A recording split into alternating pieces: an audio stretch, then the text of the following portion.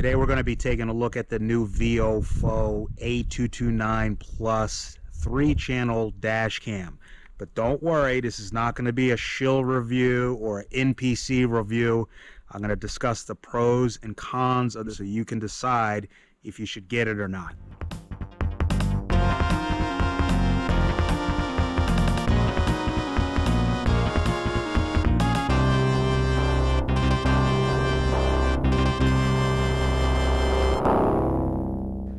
So let's start with the easy part, which is the image quality. As you can see here, the image quality is plenty acceptable. You get 3 channels and judge for yourself, but the image quality looks pretty good. Viofo claims 1440 pixels or 2K resolution here. That's for the front and rear camera. The interior camera is 1080p. But let's be honest, the image quality is the easy part. The big question that everybody wants to know about dash cams such as these is how long are they actually going to last? This dash cam and all dash cams are going to live a tough life, especially out here in the Mojave Desert. It's going to sit inside a car when it's 120 degrees outside, which means it's going to be 140 degrees inside the car, and the thing has got to survive those conditions. Additionally, it's got to record and overwrite itself all the time. So these things are going to live a tough life.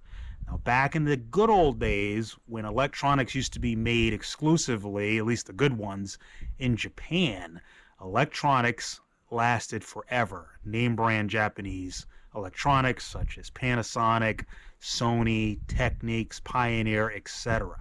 They lasted forever. But that's not the case anymore. Today, we're in the world of Chinese electronics. And so the big question with this Viofo dash cam is it going to last, and how long is it going to last? Let's look at what comes inside the box to see if we can get some clues to that end.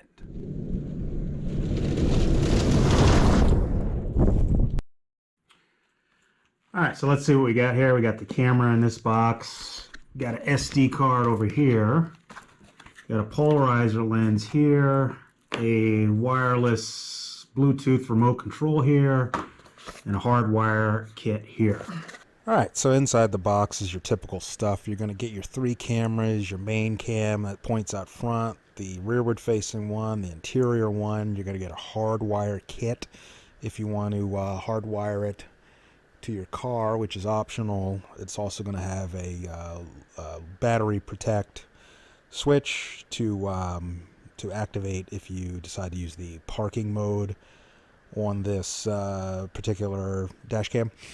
But it's pretty much self-explanatory. You get some extra stickies and stuff, and the polarizer lens, and the assorted wiring. So the install is pretty self-explanatory.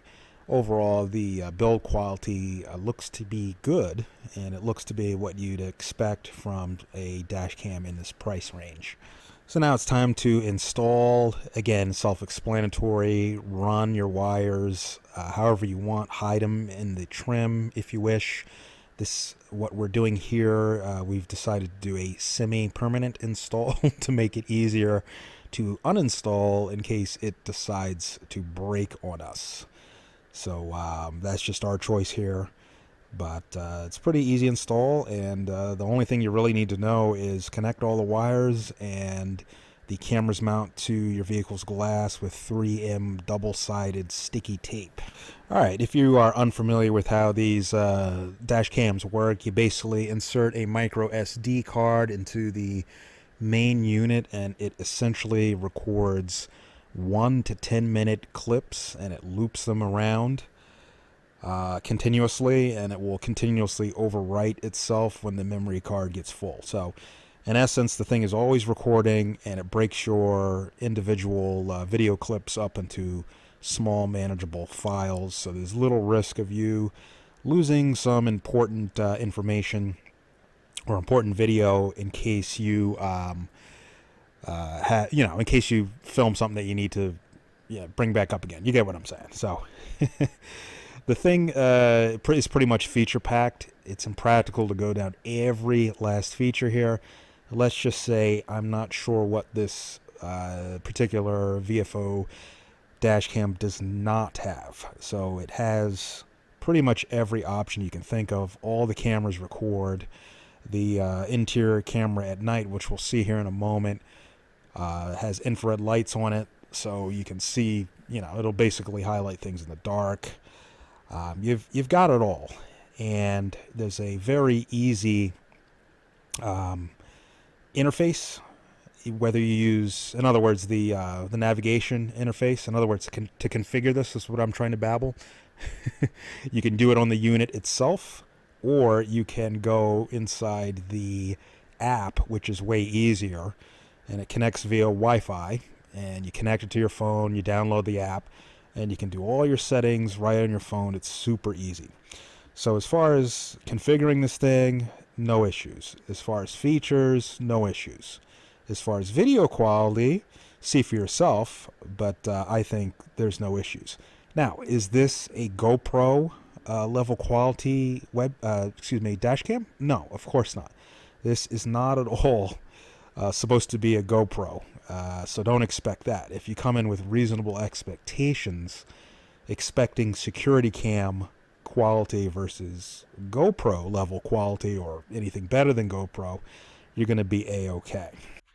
Now let's talk a little bit for a moment about video quality expectations, what you should expect from a dash cam like this. The first thing again is don't expect GoPro level quality. You cannot expect that from a dash cam that's going to live a tough life baking and freezing inside your car 24/7. So even if you were to have a GoPro dash cam system and have 3 GoPros going everywhere, the GoPros would probably overheat. These GoPros are known to push the limits of their hardware right now, and they're notorious for overheating and shutting down. So have reasonable expectations with the video quality coming out of this Viofo unit.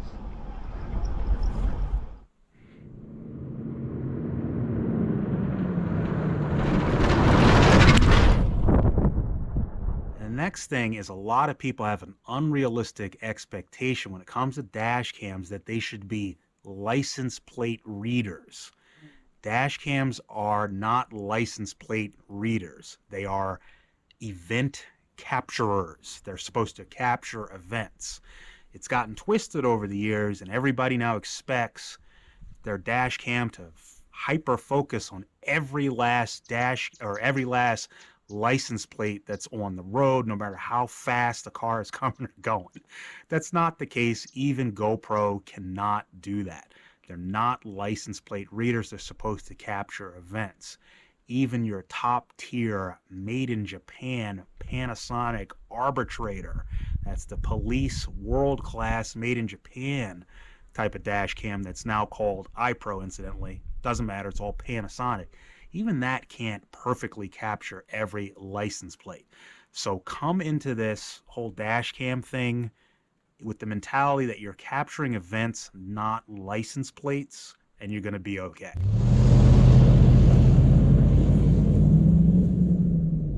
So what's the bottom line on this Viofo dash cam? Can I recommend it? What's the verdict here? What's the bottom line? And to truth be told, the verdict is undecided. Yes, undecided. Right out of the box, the Viofo dash cam offers everything you could want and everything you could reasonably expect. All the features work, the app is easy to use, and the picture quality is acceptable. Now, as I said in the beginning, that's the easy part. The hard part for electronics these days, especially those electronics made in China, is to get them to last a reasonably lengthy amount of time. In other words, durability. So this is where the undecided part comes in. You have to ultimately decide, based on the price of this particular Viofo camera, if it's worth that risk. Now, what does the internet say? There's anecdotes online that say Viofo and Viofo, I don't even know how to say it, their cameras can last 1 year, 2 years, 3 years, and that's pretty much where you get with the internet anecdotes. So there's not a lot of anecdotal evidence that these cameras last long term. That's not to say they don't. They're just not, quote unquote, proven to last long, like, for instance, this GoPro that I'm filming on. They were once a new company, but they've proven themselves over the year to be a durable, reliable, long-lasting type of camera.